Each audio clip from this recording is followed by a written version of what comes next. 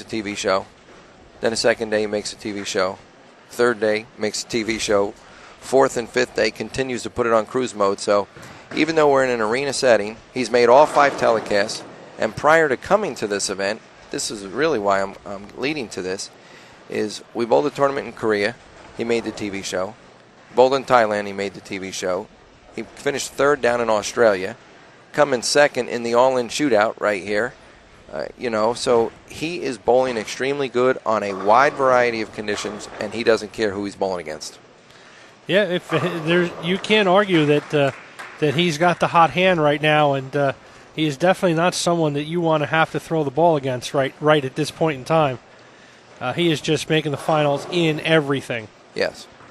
But and then one thing he's going to have, I got to believe, to his credit, is as much as we say it's an arena setting and it's totally different than what we're bowling on here, it's going to give him an inch, or an upper hand, if you want to say, against everybody else, because he's going to get more comfortable. He's going to see what the lanes are doing. Yep. And even though they're going to be bowling a completely different pattern on each and every show that goes out there, he's going to get acclimated to the environment, and I believe that you're going to see him mow over a couple of them. He may not win them all. Well, a lot of times when we do, and one of the reasons why I brought it up, one of the times we do arena installs, sometimes in the past it has been the same lane surface that we use repeatedly, where it's the same install, the same product, where this is going to be a brand new surface. So when we start practicing here in 2 days, that's the first ball that's going to go down on that lane surface ever. Mm-hmm. So it's brandy new right out of the box. Being a Pro-Am lane, knowing the difference in friction rating of what it is new to what this surface is, they are not going to see the same friction out of the track. So I think some of the patterns are going to play a little bit differently. Of course, you got the lighting that's going to go in there, and I'm yet to see how high they're going to hang that yet, how close to the lane surface is going to be, which is another factor in the arenas. But definitely has the potential of playing a little bit different of a friction point when we do get in that arena and see, just because they're going to be brand new panels. Well, no question about it. But you got to look at the players. But he's got the hot hand. He definitely has the hot hand. But the players that have all made these telecasts, they have a lot of credentials behind them. They're smart. They know how to go about. Well, these are going to be great shows. Breaking the lanes down. And furthermore, once they start breaking them down, once they figure out what they need to do, it's going to be game on for a lot of people. Oh, yeah. And lo and behold, if they start throwing strikes, folks, I got to tell you truthfully, I like Sean's chances. Yeah, he is, right now, he is putting it in play and making all the right moves, and I have to agree with you.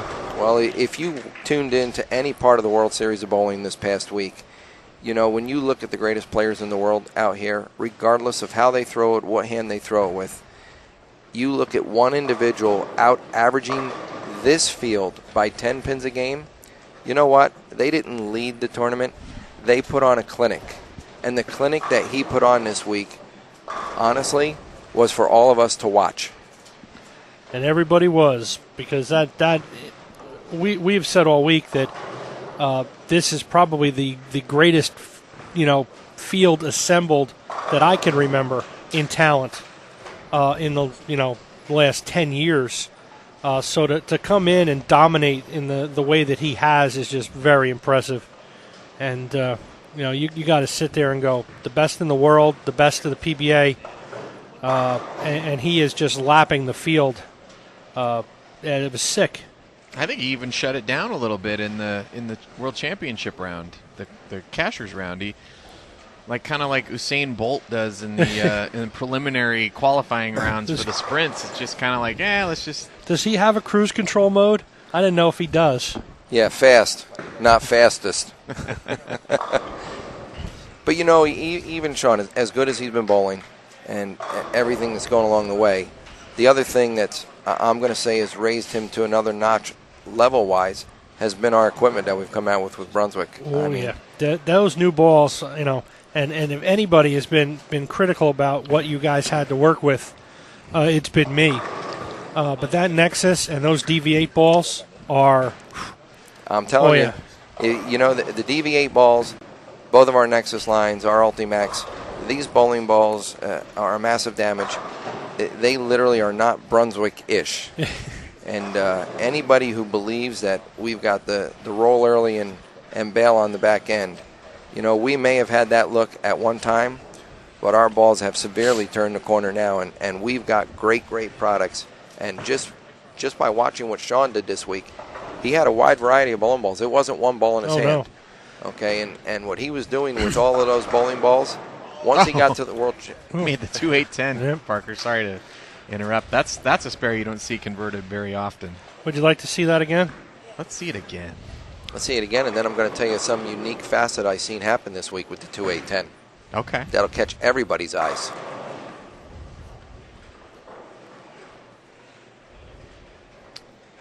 Personally, I've only made that spare twice in my whole life. How many times have you made 3-7-9? Oh, I'll say less than a handful. Yeah. There's only a couple ways to do it. Usually about 3 in the morning when I'm sleeping, I make it every shot. Unfortunately, you're leaving this will be it too. The Brunswick, you gotta see it. To believe it.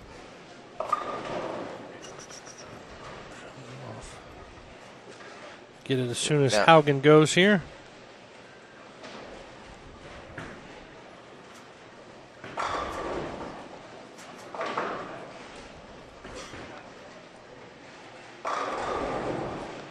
As we watch Rosales get up here on the left lane. Hard and straight from the left side. Shoots it over there, bounces it out.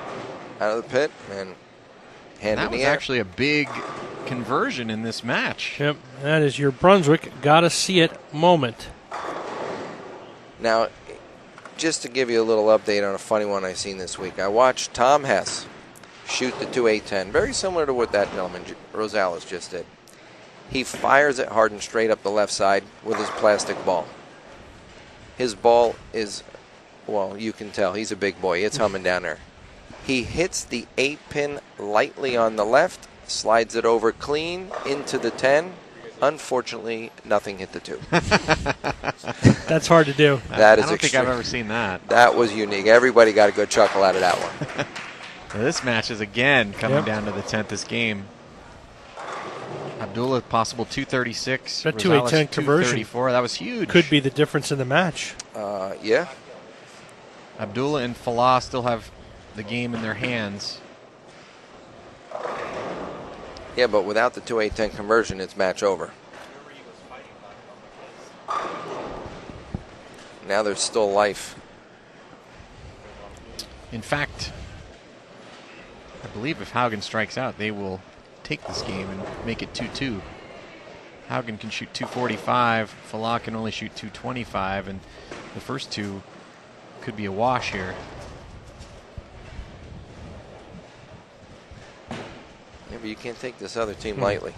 No, not at all. I mean, they're every game so far in this match has been phenomenal.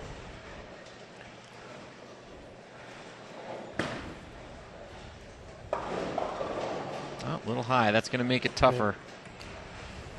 Yeah, that's going to make it a lot tougher. Because 220 to 230 down by 10.